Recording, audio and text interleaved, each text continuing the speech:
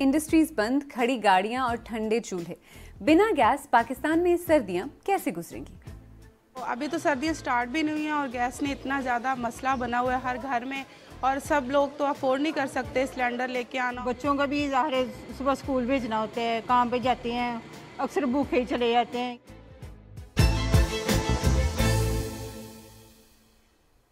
मेरा नाम आलिया नाज़की है और आप सैरबीन देख रहे हैं, वो प्रोग्राम जिसमें हम उन कहानियों को समझने की कोशिश करते हैं जो आपके लिए अहम है।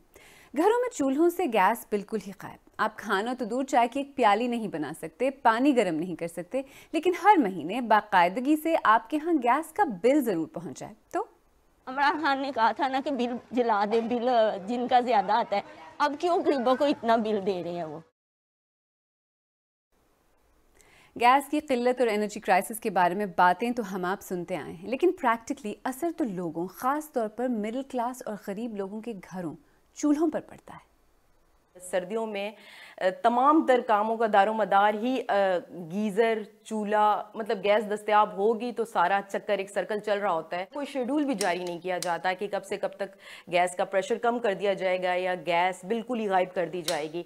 अर्ली मॉर्निंग जब बच्चों को स्कूल भेजा जा रहा होता है तो तब भी गैस मौजूद नहीं होती, बच्चों को बगैर नाश्ते के भेजना पड़ता है। पूरे 4 महीने गैस का बिल आता है घरों में, लेकिन गैस नहीं आती। लेट नाइट बार बार चूल्हा ऑन करके देखते हैं कि कहीं थोड़ा बहुत प्रेशर तेज़ हुआ है तो सालन बना लिया जाए, खाना बना के रख दिया जाए, क्योंकि अब भूखा तो मरना नहीं है, अगले दिन कुछ ना कुछ तो बच्चों को भी खिलाना है, खुद भी खाना है। तो 2-2 दिन का खाना बना के रख दिया जाता है उस बहुत शॉर्ट टाइम में। अगर मेहमान घर में आ जाएं तो आप यकीन करेंगे चाय की एक प्याली तक उनको पिलाने के लिए गैस नहीं होती। जब चूल्हा ही नहीं जल रहा होता, खाना ही नहीं बन पा रहा होता है, मूड ख़राब रहते हैं, कभी शोहरों के, कभी बच्चों के। रावलपिंडी इस्लामाबाद में बहुत ज़्यादा सर्दी होती है तो हमारे पास गैस के हीटर हम नहीं लगा सकते, ये तो हम तसव्वुर ही नहीं कर सकते। गर्मियों में लोड शेडिंग, बिजली न होना, इसमें कोई नई बात नहीं, लेकिन अब सर्दियों में गैस गायब, मसला है क्या? लंबे अरसे से बिजली की कमी का शोर तो कोई नई बात नहीं, लेकिन गुज़िश्ता चंद बरसों से गैस का बहरान भी बढ़ता जा रहा है। मौसम सरमा निस्बतन पुरसुकून होता था, पर अब तो सर्दियों में ज्यादातर पाकिस्तानी गैस की लोड शेडिंग भी भुगतने लगे हैं। नतीजा यह है कि गैस की कमियाबी भी बंद सनतों, गैस पर चलने वाली गाड़ियों की लंबी कतारों, ठंडे चूल्हों और सर्दी से कपकपाते लोगों पर बिजली बनकर गिरती है। दूर दराज और देही इलाकों में तो लोग फिर भी लकड़ियां जलाकर और दूसरे तरीकों से किसी न किसी तरह सर्दी का मुकाबला कर लेते हैं। शहरों में ये भी मुमकिन नहीं। माहिरीन के मुताबिक आर्जी सियासी मफादात पर मबनी फैसलों और तवीलुल मुद्दत पॉलिसियों की अदम मौजूदगी ने सूरत हाल को इस कदर संगीन मोड़ पर पहुंचा दिया है जहां मौसम कोई भी हो, कोई ना कोई बहरान आवाम की ताक में रहता है। और बिजली की ही मानिंद बात अगर कुछ दिनों या एक आध बरस की होती तो भी शायद आवाम को कुछ ढारस रहती, लेकिन माजी की रोशनी में खुद सरकारी पेशगोइयां देखकर तो अच्छे दिनों की उम्मीद पर भी ओस पड़ जाती है। पाकिस्तान में गैस की डिमांड पूरी करने के लिए LNG या नेचुरल गैस की दरामद 2015 से शुरू हुई थी। इस वक्त पाकिस्तान में घरेलू और सनती कंज्यूमर्स के लिए गैस की रोज़ाना मजमूई डिमांड 4 अरब क्यूबिक फुट है और इस डिमांड का तकरीबन 3/4 हिस्सा गैस की मुल्की पैदावार से पूरा कर लिया जाता है। लेकिन मुसलसल बढ़ती हुई तलब पूरी करने के लिए बाकी तकरीबन 1/4 हिस्सा पाकिस्तान को इम्पोर्ट करना पड़ता है। लेकिन खुद सरकारी अंदाजों के मुताबिक सन 2028 तक ये शरह बिल्कुल उलट जाएगी, यानी पाकिस्तान को 3/4 गैस बाहर से मंगवानी पड़ेगी।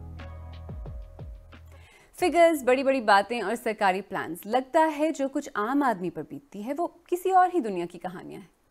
गैस का तकरीबन बहुत मसला है।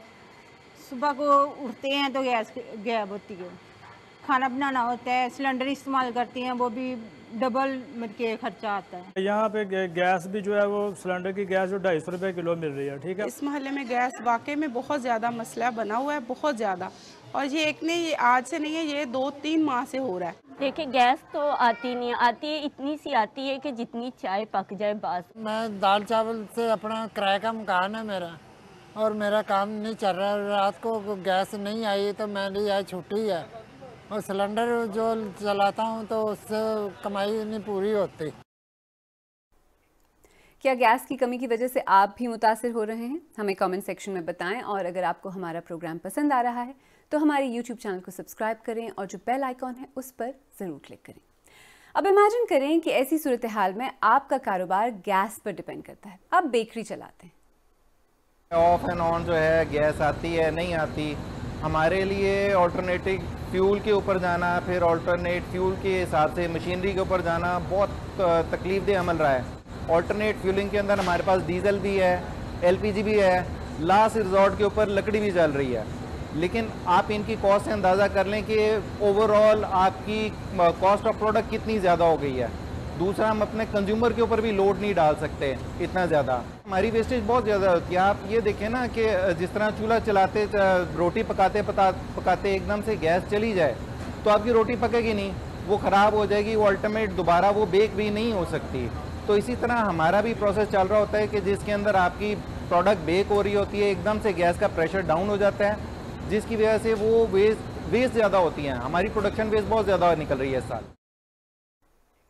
पीटीआई के ऑफिशियल ट्विटर हैंडल से इस बारे में एनर्जी मिनिस्टर हम्माद अजहर का एक इंटरव्यू शेयर किया गया, जिसमें वो कहते हैं कि तासुर ये दिया जा रहा है कि सर्दियों में गैस की कमी की वजह शायद ये है कि हमने वक्त पर एलएनजी नहीं खरीदी, जबकि हकीकत ये है कि एलएनजी तो मतलूबा मिकदार में ही खरीदी जा रही है, मगर गैस के ज़खायर की कमी से गैस की फराहमी में मसाइल हो रहे हैं।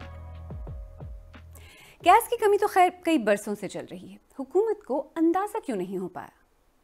ये कम्बिनेशन है मेरा ख्याल 2-3 फैक्टर्स की। एक तो जो पुअर प्लानिंग है और जो उसमें जो मिसिंग लिंक्स हैं इस पूरे सप्लाई चेन में, उसकी वजह से, और फिर उसकी वजह से वो जो वीक सप्लाई चेन्स हैं उनकी वजह से जब थोड़ा सा भी कहीं से कोई प्रेशर आता है तो वो फिर क्राइसिस सिचुएशन क्रिएट हो जाती है। इस साल तो कुछ मुमकिन नहीं है। अब आपको राशनिंग करनी पड़ेगी और आपको ये डिसाइड करना पड़ेगा कि जी कौन सा सेक्टर जो है वो हमारी प्रायोरिटी है।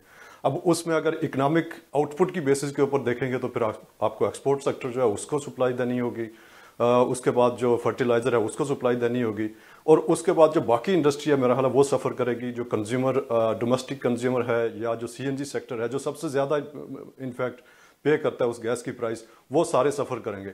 मेरा ख्याल ये है कि लॉन्ग टर्म बेसिस के ऊपर गवर्नमेंट को ये जो पाइप गैस है इसमें से निकलना पड़ेगा, क्योंकि मज़ीद सप्लाई तो नहीं आ सकती।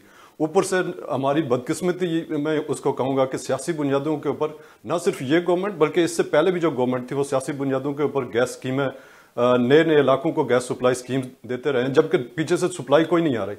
तो जब आप सप्लाई नहीं आ रही और आप कंज्यूमर ऐड कर रहे हैं तो वो हर साल आपके लिए क्राइसिस सिचुएशन बढ़ती जाती है। पाकिस्तान के पास नेचुरल गैस के रिजर्व ज़रूर हैं, लेकिन ये